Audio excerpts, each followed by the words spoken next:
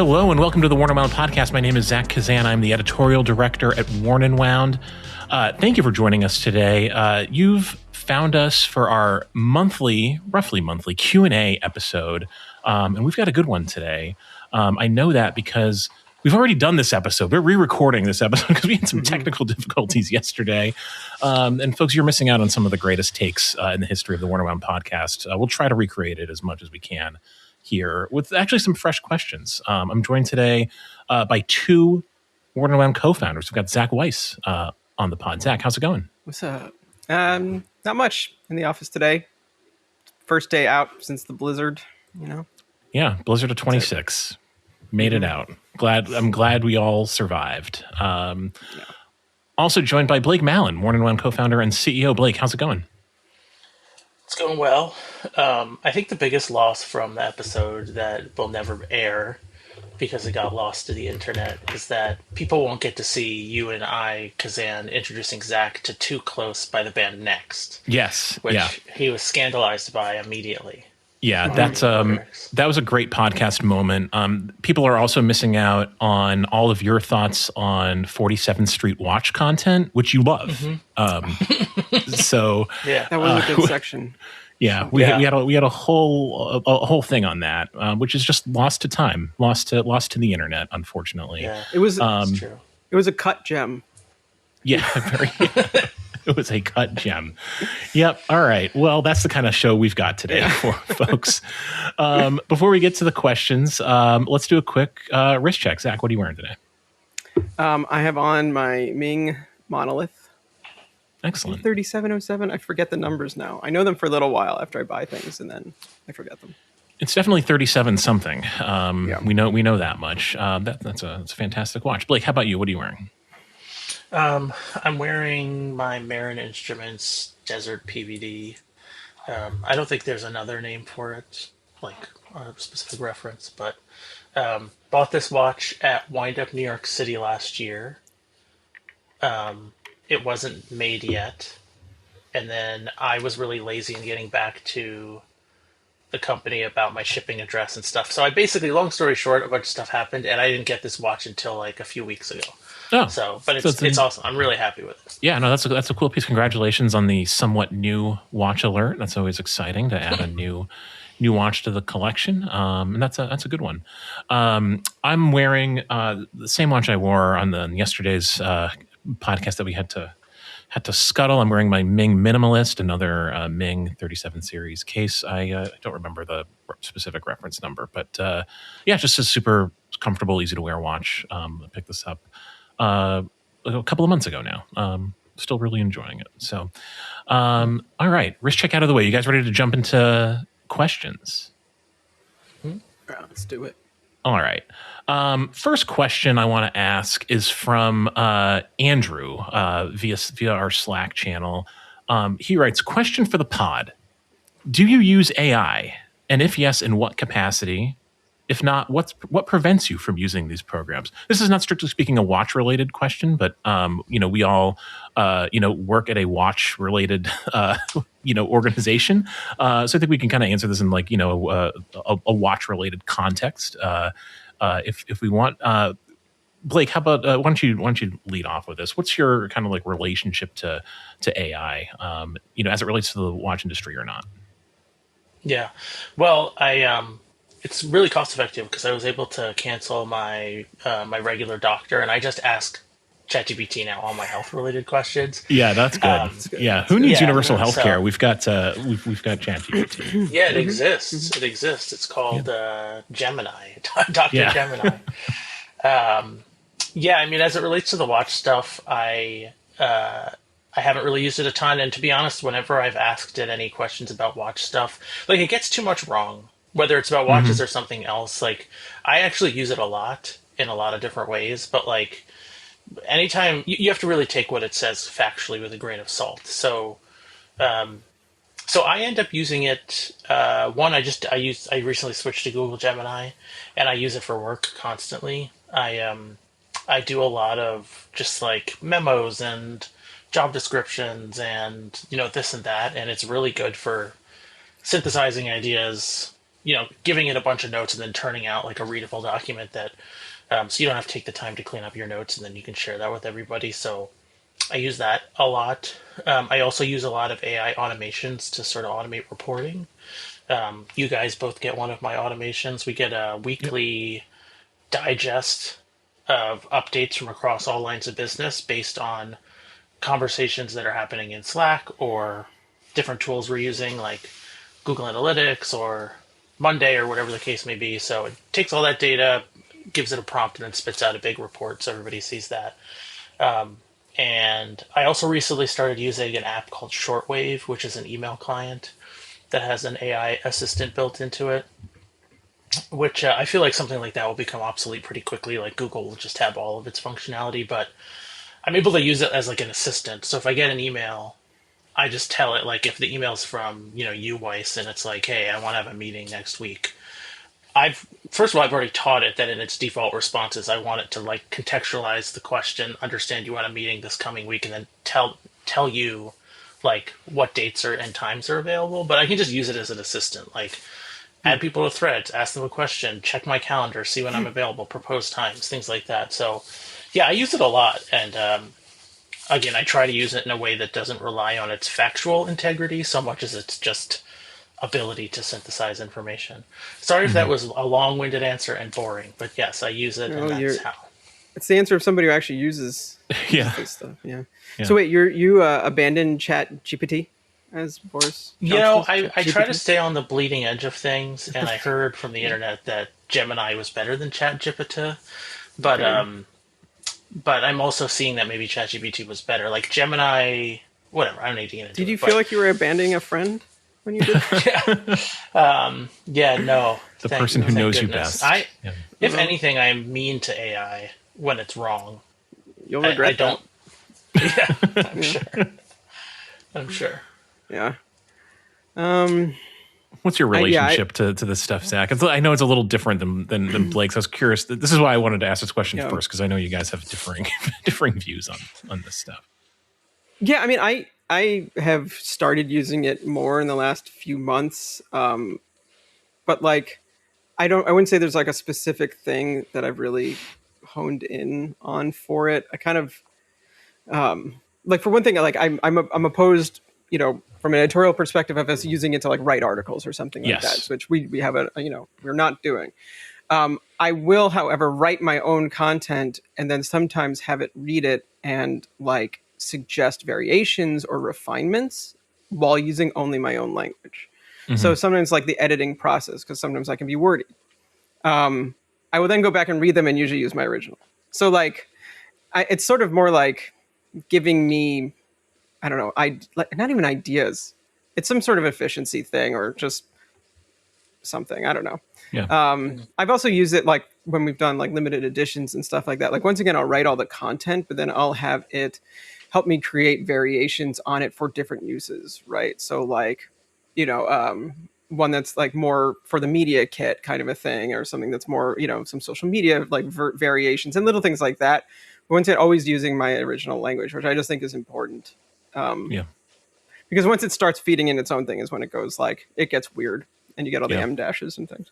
And then, I mean, that's really the most I've used it for. And I don't even do it that often. I've also made like fun images, obviously. I'm not actually in the labyrinth right now, for those of you who can see me.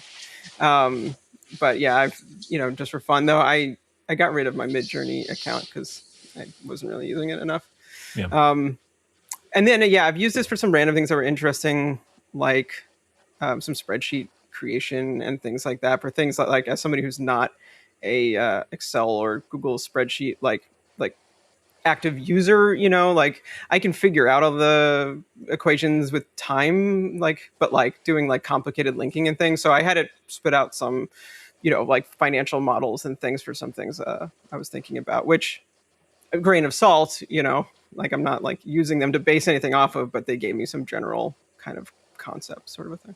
But that's I use it pretty infrequently, I would say. Like I've kind of started using it as a substitute for like just a like a search engine in certain like limited circumstances. Like I actually find that it's pretty useful. ChatGPT is for like directions and logistics stuff. Like I will if I'm like there'll be times where I'll have to like drive into Boston and like I'll want to like jump on the train like outside the city instead of like driving into the city. And it'll like I'll ask it like what's the best place to park if I'm coming in at this time and which train should I get? And it actually like gives me pretty good results for things like that sort of like logistical stuff. So like I use it in my personal life in that sort of in that sort of context. Zach, you said like the thing that I wanted to say in the response to this question about like we don't use it for editorial purposes for articles. Like I'm very like that's like the hill I will die on, forever and ever. We do not want to publish anything that is written by AI, on the blog, full stop. Humans are better at creating personal, reflections on watches and the watch industry than AI is. We haven't quite, broken that threshold yet, and so we're going to continue to use human beings for our watch content for the foreseeable future. I can't imagine a situation where we wouldn't. So yeah, I think that like AI is interesting. I'm intrigued by it, but I'm finding that I'm not like using it. Certainly not as much as you, Blake. You're the power user, I think, on the team when it comes to I still feel like I don't know what I'm doing. Like there's far more sophisticated ways of using it, but yeah, I think again, whatever. This could be a whole conversation, but it's just like I think that the way Zach Weiss you're describing using it with writing, I think is like the right way to think about it. Like you're not asking it for its original ideas, and you're not asking it if what you did was good or bad. You're just because it's always gonna be deferential to you. I mean, it's excessively positive. You never do anything wrong according to these AI bots. But yeah, I mean, why not run it through and see if you missed a typo here or you used the wrong word? It's like why not do that? And something also like from an editing perspective, like it is sort of hard to edit your own work to a degree. And like, if I write something and it's 2,000 words and I know it didn't really need to be more than 1,000, like, I'll say, reduce this by 25% or something while keeping all the, salient points and whatever. It just then when you read it, it feels, once again, because I'm editing my own thing, ultimately it's like, oh, well, now it feels like it's lacking something. And I just go back to my original. But I find myself, as you guys both know, my mother lives with me, and she gets a lot of paperwork from like Medicaid and or Medicare and like all these different kinds of things, just like weird technical documents. And I understand most of it, but sometimes I'm not sure. And ChatGPT is also really good if you just upload an image of a document that you might find somewhat confusing. It's very helpful in sort of deciphering that information, and especially with my mom's stuff, like helping me understand whether it's a scam or not, because like everyone just wants to scam old people. But I also wonder with like as it relates to watches. It kind of gets to that question of like, is it actually artificial intelligence, or is it just a large language model that is just reading a bunch of information and accessing it really quickly? Because I think it's that. You'd think, 100%. But it's just like, because as it relates to watchmaking or any other sort of like engineering or technical skill or field, you'd think that it would be able to make optimizations or whatever to designs and things like that. Which, from what I understand, it's not even that's not in a realm of possibility. I mean, maybe it is. I don't know. Yeah, I don't think we're there yet, and that's sort of like the fun like version of AI, like in our world, that like is the promise of AI in like much more serious context. Like AI, we've been told for years could like find a cure for cancer or for Alzheimer's or and all these like other scientific problems that humans are not that we're not quite solving, yet. But that goes way beyond what a large language model, can do, which is basically just like a super fast, robust search engine. We're not at a point, I don't think, where an AI is like solving, significant watchmaking problems and improving chronometry. But that would be a big advancement, if that's something that that's coming down the road. So thank you for the question, Andrew, on AI. Let's bring it back to like a really specific watch question.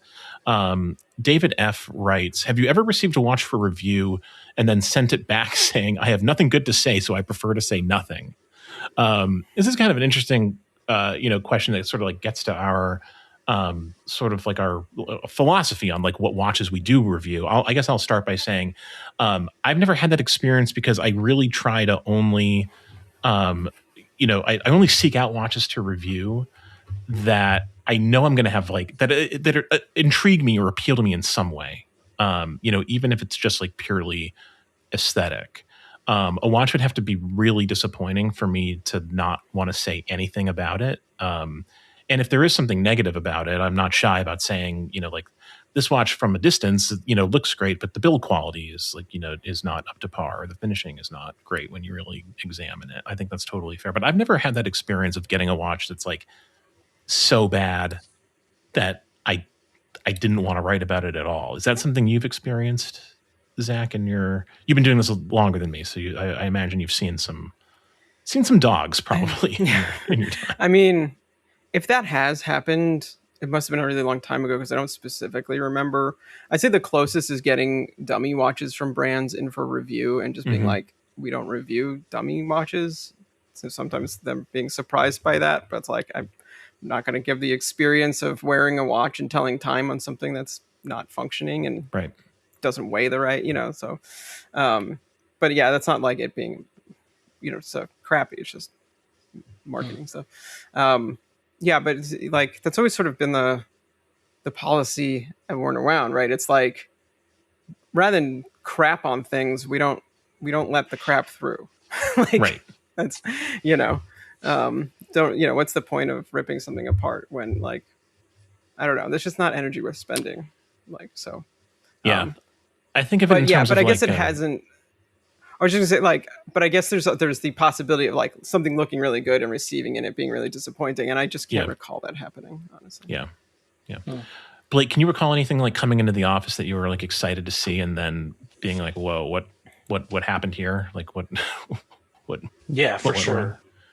I mean, like, yes, there are definitely watches that came in and were like a bit disappointing. I don't know if I would like call them out here. Yeah, we don't need to name names. But yeah, I think that I was going to say while you guys were talking, nothing. Yeah, we kind of make that assessment. It seems before it even gets to us. Like if the watch doesn't exist yet, you guys aren't going to do an article about it typically, or if it's just so far outside aesthetically what you want to talk about, you guys don't review it. So yeah, I think we do a good job of filtering out that stuff before it gets to us. I would say if anything, and I don't know how you guys feel about this, if anything, our issue isn't that we get stuff that we would crap on. It's that like maybe we might not get something in stock that later you guys might see and be like, oh, that's cool. I mean, that's maybe another question for you. Have you ever like dismissed personally a watch for like the way it looks or sort of like your perception of it, and then maybe you go to a wind up or you see it somewhere else and you're like, oh, this is way nicer than I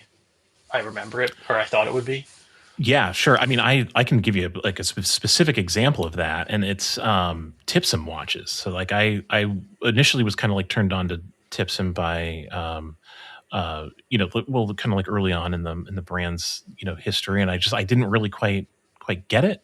And then like seeing the watches in person, it sort of clicked, and I actually bought one, at the most recent windup in New York that I just really liked it, and connected with the with the brand, and it was it was one of those experiences where like I had an initial feeling about the watch, not that it was like negative or anything, it just like I was just sort of like neutral on it and couldn't have necessarily seen myself buying one. And then the more I learned about the brand and their processes and what they actually are all about, like it just sort of clicked.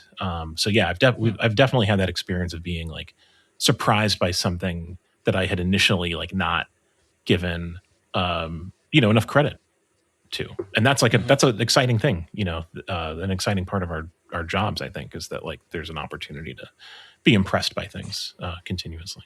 Yeah. All right, let's move it to another question. This one is from Steve Fiao, a frequent questioner in these Q&A episodes. We love Steve's questions. He writes, for Blake and Zach Weiss, where do you see Worn and Wound in 10 years? The last 10 years of Wind Up in the company were full of changes and growth. Do you want similar growth in the future, or are you happy with the scale of where things are now? Blake, you want to take that first? Yeah, sure. It's always a tough question because, like, we don't really do that much long-term planning at the company. It's a little bit, we've sort of operated on instinct and sort of general idea to this point. I mean, I think with something like Wind Up, we kind of had a little bit of like a roadmap to where we wanted to go. Um, but yeah, I don't think that we have like quite that long-term of a plan. I'll say that. I don't think there's going to be any like radical departures from what we're currently doing. I think, if anything, we've kind of put ourselves in this position with the company over the last 15 or so years, almost 15 years, where I think we've developed a lot of goodwill with people in the industry and brands.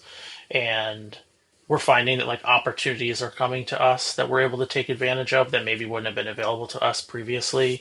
And so I would say that, it's maybe not the most exciting answer, but I think like we're going to be in a better position for the next 10 years to be taking advantage of like unique situations or opportunities that may arise, whatever those might be. Um, but yeah, in 10 years, I don't know. Yeah, I don't know. It's a good question. I should start thinking about that. Yeah.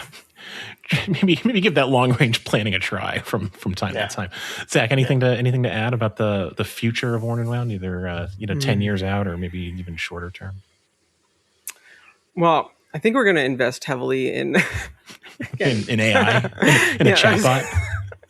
in holographic AI persona technology. Sure. So rather than us writing technology, we'll literally through a interface appear on your couch with you and just talk to you about watches. But it won't be us. It'll be AI trained to be us. Basic stuff. That's a really honestly that's going to be a good experience for people. It would be, yeah. Yeah. Yeah.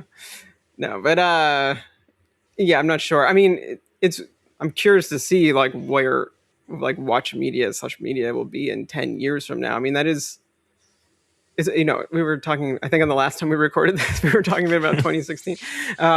But it is really hard to kind of think back a decade and put yourself in the position of what things were like. But they were dramatically different, obviously. So in 10 years from now, what platforms will exist? What will, what will the, like, I don't know. What will it look like? What will the landscape be like? I really have no idea.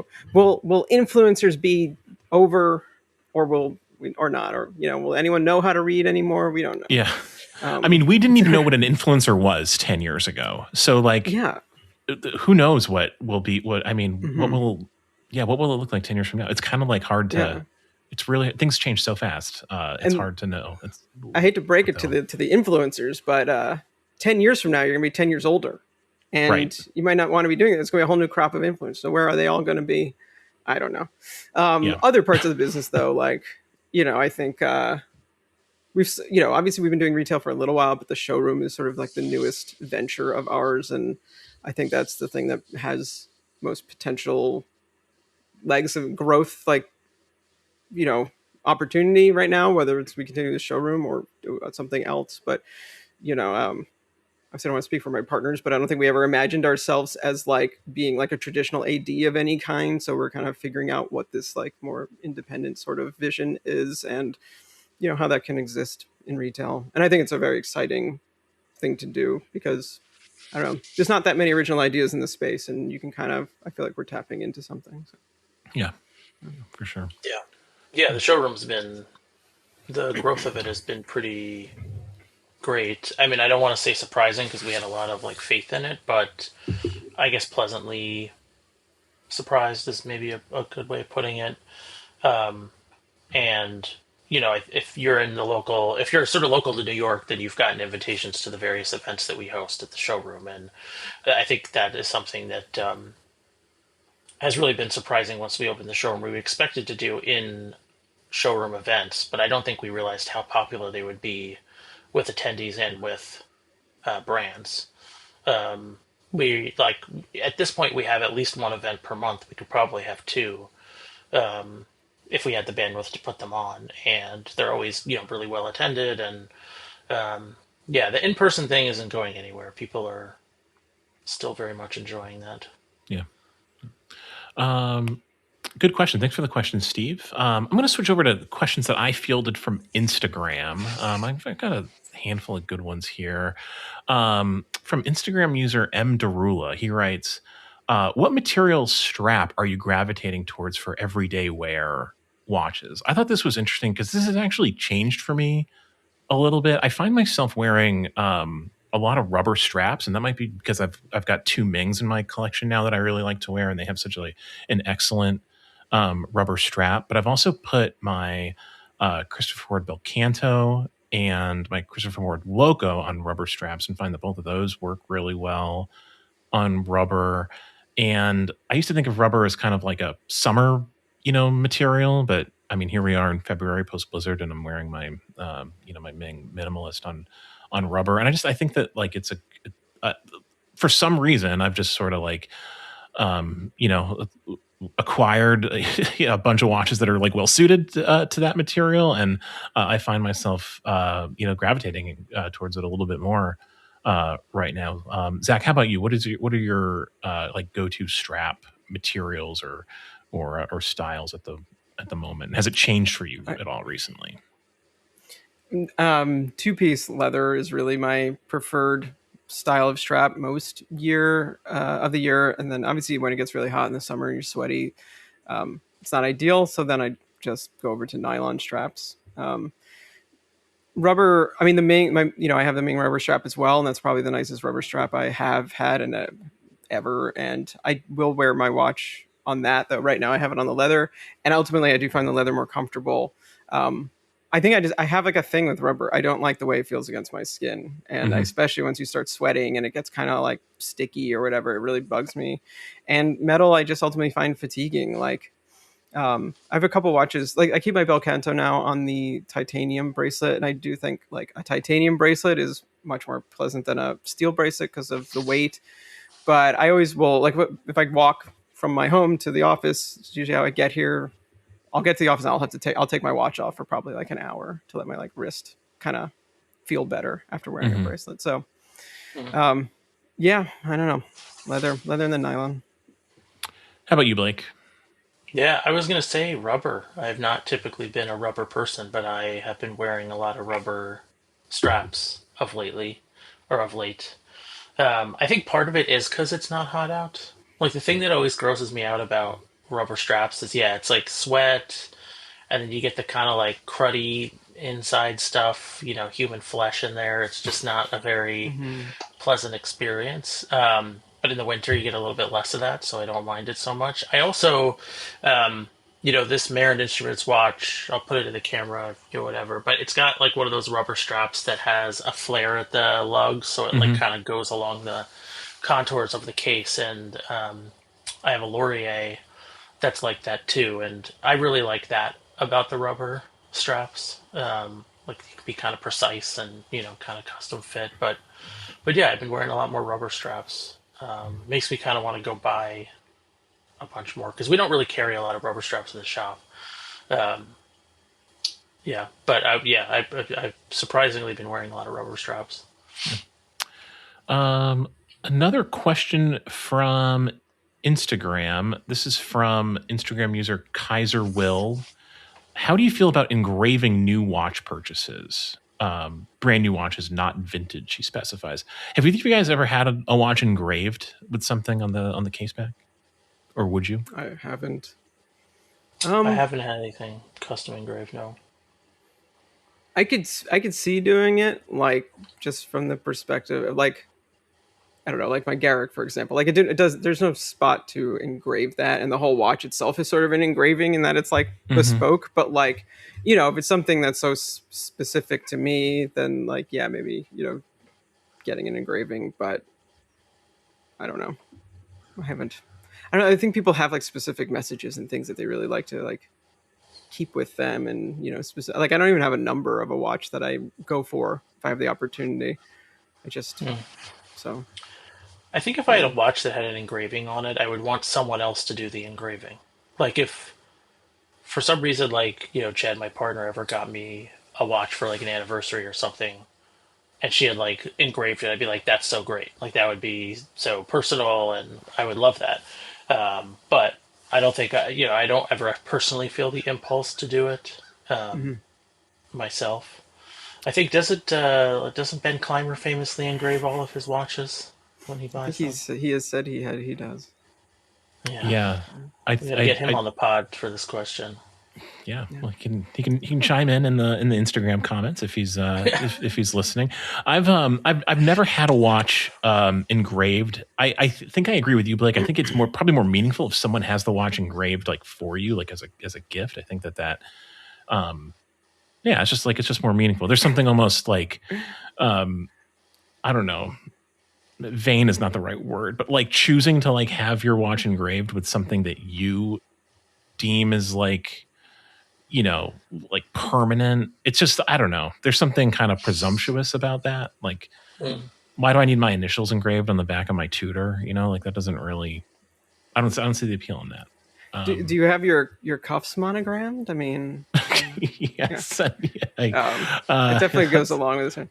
I think it'd be really funny to get like messages that seem like they're from other people for yourself. Like, you're such a great guy. And then just put it on like a fake engraving. Like on your 40th birthday, Joe Biden, Thanks. Yeah. Thanks, Joe.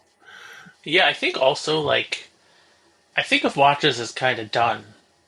Like I even like modding. Like I like the idea of modding, but I personally would never like complete, not like over. Yeah. No. Like if they're complete things, and it's like I wouldn't want to modify it in some way. But if someone else put the engraving on it, it's part of the watch. It's like part of the story, part of the intent. Right. Like, I don't know if I would want to. I don't know if I would want to engrave it. Yeah, no. I don't know. Maybe someday. Like I said, I've never really felt the urge. But hey, if someone wants to gift me a nice watch with an engraving, I welcome it. I'm just putting that out there. I mean, we recently came into a laser engraver through various means in the office. So I didn't know that. That's exciting. Maybe we can get to engraving a bunch of random stuff. It's a very intense looking thing. Somebody has to learn how to use that thing first. Well, I'll send you guys. I'll send you guys some watches, and you can just start engraving them for me. And happy 40th, Joe Biden. That's what it's going to be, I think, for sure. All right, let's find another question here. This is not a watch related question. This is from an Instagram user. What's the proper way to dress your hot dog? How do you dress your hot dog? This is very important. This is the tuxedo. Look, I have feelings on this. I could talk about this, but well, let's hear them. Yeah, how often do you eat hot dogs? Can we start there? So I actually had a hot dog today. Excellent. Really? Love to hear. Okay, then. I was hungry. We happened to have them in the fridge, and I didn't have time, so I had a hot dog. This is probably tell us how was this put together? All right, are you ready to be really turned off? Okay. Dry, plain dog. No bun? No bun. No, there is bun. Okay. Martin's potato bun. How is it prepared? Can you? How do you? It was put in an air fryer, which I appreciate because it's sort of max crispiness. You know what I mean? Yeah, and it also gets like quite hot. And then a potato bun and no dressing on top. But that's not like a preference. That's just how it kind of netted out today. How it shook out today. Just a dry dog. But, I guess hot dogs and burgers are like the only sandwiches like you'd think of eating without an additional condiment. But like think of like a turkey sandwich just on bread. That sounds weird to me, But I guess I'm not saying it, but like I understand eating a hot dog without stuff on it. You do? I don't. Yeah. I mean, I understand. I don't even know the last time I had a hot dog. This is a tough question. But I mean, I would put ketchup on mine. I would err towards that. So I think that you can obviously eat whatever you want, and I'm not going to tell people not to eat what they want. But I think if you just put ketchup on a hot dog, that's crazy. I think ketchup in addition to other things This is dry acceptable. hot dog plate. This is what I was Yeah. hoping for when this question came through. Like Jen, second time she's coming up in this podcast, she's notorious for putting an ungodly amount of ketchup on her hot dogs. Like, so much ketchup. And it never ceases to gross me out. Again, we have hot dogs in the house, and the other day she ate a hot dog and just so much ketchup. I'm not a fan of that. So, that's all. Yeah. So, like, the thing, like, I just think of ketchup. I've probably said this on the podcast before. I have a very strong opinion that ketchup is a food for children, and it's not. What is going on? I really don't think adults should be eating ketchup in most contexts. There's always a better condiment than ketchup. That being said, for hot dogs, like I don't eat a lot of hot dogs. Every once in a while, Okay, I'll enjoy hot one. dogs are the ultimate adult meal. Yeah, that's the thing. It's like it's kind of not really. Yeah. It's just not. I mean, have you ever seen the How It's Made hot dog edition? I have not. Every handful of years, I see it, and then I stop eating hot dogs for like a handful of years, and then I get back into the dog biz. You probably shouldn't be eating a lot of hot dogs. I think for me, it's mustard and chopped onions. That's my combination on a hot dog. But like, a hot dog is a rare thing for me. Like, I'm not. It's not Is a go-to onions thing. cooked? Are you talking raw? I like chopped white onions raw. That's my. Can you breathe around other people after? No. Intense. It's a solo That is intense, activity. my friend. It's a solo activity. Okay. Like I said, it's rare. I'm not a big hot dog guy. There's plenty of disgusting foods I enjoy. A hot dog is just not one of them, and I make no judgments. Can we go back to this ketchup thing though? What do you put Sure. on fries? What do you put on fries? Huh? For fries, I like a honey mustard. Actually, Honey mustard. Yeah, I like a honey a mustard. condiment for children. Yeah. Honey mustard. Yeah, it's your tendies. It's very refined. Very refined. I will do ketchup with fries. That's one of the situations where I think it's defensible and appropriate. But yeah, I would have accepted mayonnaise. That was the only other option. Yeah, so. mayonnaise is fine. Yeah. Here's a hot dog related question. Let's say you go to a barbecue or a cookout, and they're serving dogs and potato salad and all this kind of stuff, and burgers and all that stuff. Mm-hmm. Do hot dogs count as what towards your eating amount? Like, I've always been of the opinion that like hot dogs don't count. Like when at a party, at a grilled party, a grilling party, you can pop a dog at any time, and it doesn't interfere with your other eating habits at the party. You know what I mean? I know what you mean. I don't think that's correct though. I think that's okay. I don't think that's real. I think that those dogs have an effect on you. Like, they count, and in fact. Yeah. There's a whole sport based around counting hot dogs. I think they do it in the borough you guys are in, and in fact on Coney Island there's a big hot dog eating contest, one of the great sporting events in American history, and they count them there. So yeah, fair. Yeah. Okay. So hit us up in the comments. Do hot dogs count? I think we should maybe have a spin-off pod just on hot dogs. There's a lot here. We've only this might be the most hot dog conversation to happen in a watch podcast ever. We don't know. Maybe not. Yeah, that can't be right. Someone else must have nominate discussed us for GPHG. All right, let's get this back on the rails here. This is a good question from Sean, who we should really put on the masthead at this point as the chief question asker for Q&As, because he's just all over this, asking questions multiple days in a row for our multiple Q&A podcasts that we wound up having to record. He asks, what are your favorite things to do outside of watches to prevent burnout from watches? So he's just asking about like hobbies, and I think that we probably all have like hobbies that we've discussed, on the pod and elsewhere. But Blake, what are you into now? What are you doing to prevent burnout on the watch industry? I can't say that my other hobbies are specifically intended to cancel out burnout, but I would say I'm like a chronic hobby starter and not finisher. But like the thing that has kind of stuck is like DIY home stuff. I like being handy around the house. I like renovating things and cutting and drilling and nailing and all that kind of stuff. And it's a radical departure from my work day, which is typically staring at a computer. And often, fairly, it like requires me to take my watch off. Hmm. So it kind of forces me to stop thinking about everything else. And when you're in the middle of like a giant project, that you really aren't thinking about anything else at the moment. So yeah, I would definitely say that like a nice home project is a good palate cleanser from my day to day life. Yeah. How about you, Zach? Are you? I know you've often said that like you kind of like live and breathe watches. Like you go home and you're designing watches, you're thinking about watches, you're looking at watches on the internet, but you also have other hobbies and interests. I know you've gotten into keyboards and other things. So what is that? Is that something that you do to like prevent burnout, or is it just another like area of enthusiasm that you're pursuing simultaneously? Yeah, I haven't really thought about it in terms of like burnout. Luckily, I really like watches, so I don't think I'm getting burnt out on watches in particular. And I do think though there's different like segments for it. There's work world of watches, and then like my home world of watches. So like collecting and designing watches is different to me than working in the watch industry, which like the industry is the thing that I think one can get burnt out on more easily than the watches themselves. So there is a little bit of like, yeah, turning off worn around brain and just turning on like the pure like enthusiasm brain or whatever. But other things I do, like when I really want to go like no mind, like turn off, like I'm not thinking about watches at all, I play Diablo.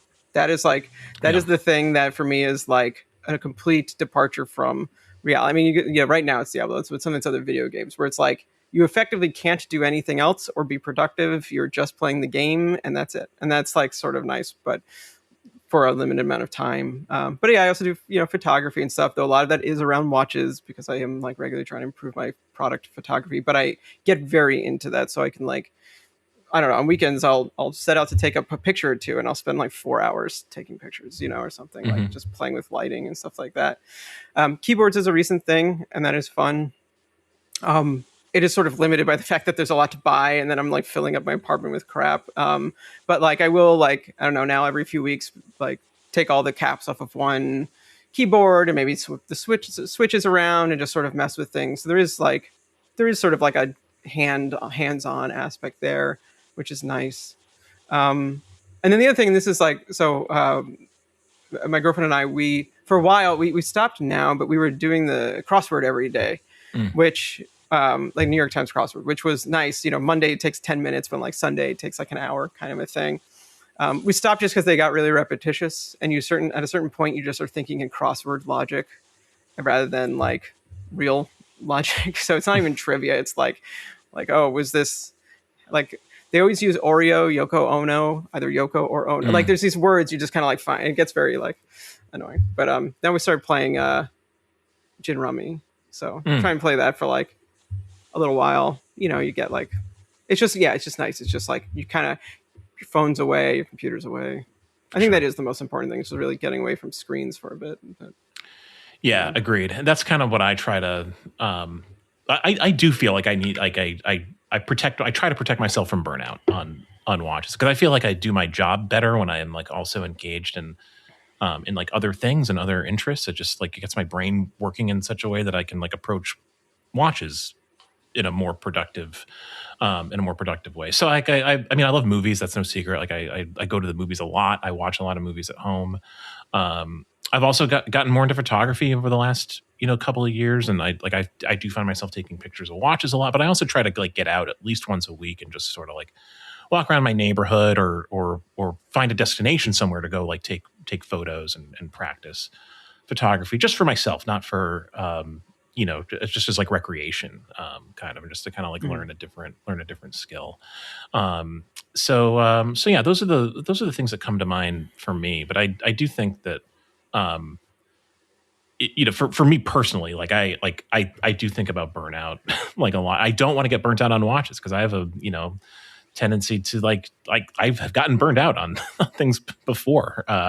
And I'm aware of that. And I don't, that would be bad if I got burnt out on the thing that like I do for a living and like also provides me with like a lot of joy and a lot of, kind of like happiness in my free time. So like I try to like, try to limit it. I don't go to as many like watch meetups, and anymore, which I feel somewhat bad about because I have a lot of good friends in the watch community and sort of like the Boston area. But like that's one way I've tried to like kind of like protect my space, when it comes to watches, is I just, when I'm not on the clock, I try to like really think carefully about what I'm, how I'm engaging with watches and what else I can engage myself with. So yeah, that's a good question.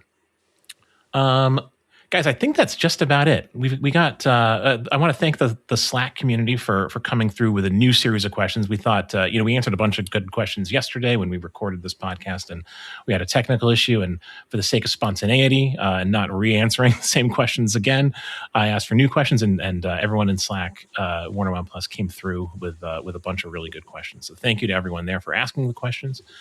Thank you to Blake and Zach for coming back and re-recording our monthly Q&A pod. I'm going to hit stop on the recording, and hopefully everything works and we don't lose another one.